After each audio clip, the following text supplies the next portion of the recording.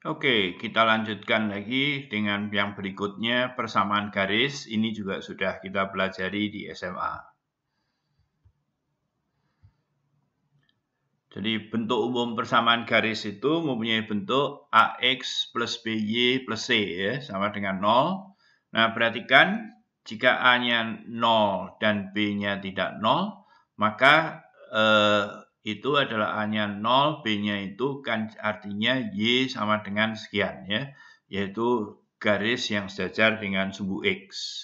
Seperti ini. Berikutnya, jika A-nya tidak 0 dan tetapi B-nya 0, maka kita peroleh Y-nya sama dengan X-nya sama dengan C min C per A, ya, ini. Oke. Berikutnya, jika A-nya tidak 0 dan B-nya 0, maka garis tidak sejajar dengan sumbu koordinat, ya, miring begitu saja. Oke. Nah, jika B-nya tidak 0, maka persamaan garis tersebut dapat ditulis dalam bentuk yang sudah terkenal, yaitu Y sama dengan MX plus C. Ya. Di dalam hal ini, M-nya adalah koefisien dari X dibagi dengan koefisien dari Y. Ada tanda minusnya karena harus berpindah ruas. Demikian pula C-nya. Ya. Nah, sekarang jika C-nya 0, khususnya, maka itu adalah merupakan garis yang melalui titik 0. Ya. Saya kira ini sudah dipelajari semua. Nah, di sini kita lihat gradien garis. Jadi kalau kita punya garis seperti itu, kemudian yang dimaksud dengan gradien itu adalah sebetulnya adalah sudut antara garis L dengan sumbu X positif, ya. Jadi selalu mulainya begitu. Dan kita tahu bahwa gradien tersebut diukur dalam tangens karena apa?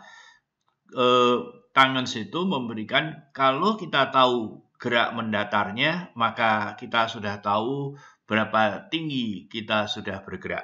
Ya, dalam hal ini dapat dihitung dengan mencari, ambillah dua buah titik di garis itu, katakanlah P sekian, Q sekian, sembarang titik pada garis L, maka gradiennya itu adalah M tangens theta, yaitu apa?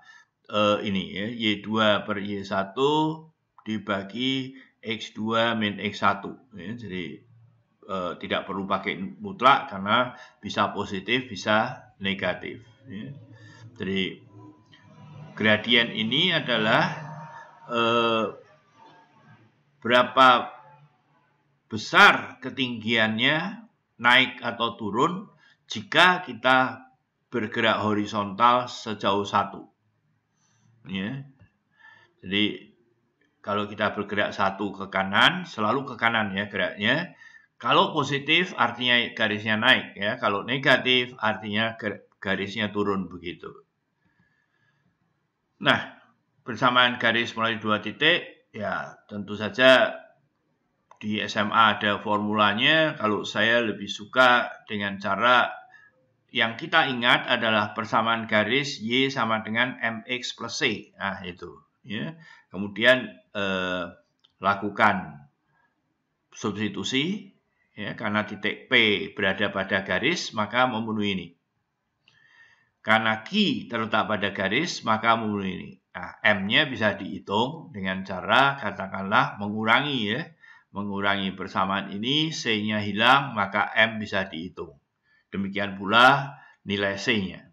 Ya, jadi tidak perlu harus dihafal. Nah, kita akan mencari bentuk yang lain persamaan garis melalui titik P dengan gradien M. Sekali lagi, saya tidak menginginkan rumus yang diingat, tetapi pemahaman bahwa ini persamaan garisnya. M-nya sudah diketahui, jadi kita perlu mencari C. Nah, bagaimana mencari C? Karena titik P-nya pada garis, artinya adalah memenuhi ini. Y-nya diganti Y1, X-nya diganti X1. Dengan demikian, C-nya adalah seperti ini. Substitusikan C-nya ke sana, kita akan memperoleh ini. Atau dapat ditulis seperti ini. Ya. Jadi yang dilihat jangan ininya, tetapi proses yang ada di sini. Kalau mau ujian besok, ya bolehlah dihafalkan agar cepat. Tetapi saat belajar pertama kali, lebih bagus menggunakan ini. Contoh, tentukan persamaan garis melalui 2 titik. Saya kira sudah, ya, persamaan garisnya seperti itu karena melalui titik 2,-1. Maka seperti itu, ya, Y-nya diganti -1, X-nya diganti 2, kemudian melalui 5,3, Y-nya 3, X-nya 5, kemudian kita cari MN-nya, ya, yaitu dari sistem persamaan tersebut. Silahkan dilanjutkan. Nah, garis jajar, ya, kalau kita lihat garis jajar, pada dasarnya kan itu adalah jajaran genjang, ya, jajaran genjang. Jadi sudut ini akan sama dengan sudut ini, jadi kalau begitu tangensnya sama.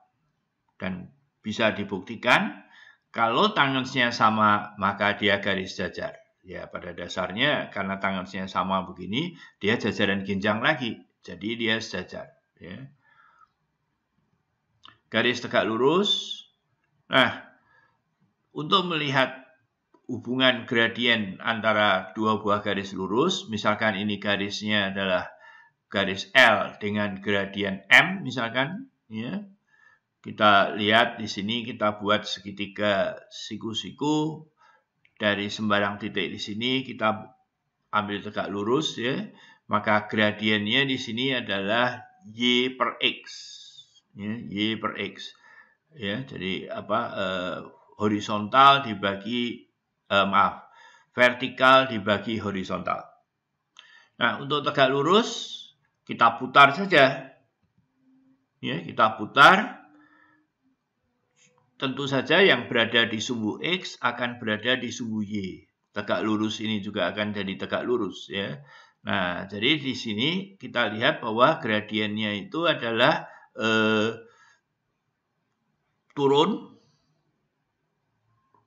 mendatar ke kanan, ya. Kalau di sini naik, di sini justru turun, ya.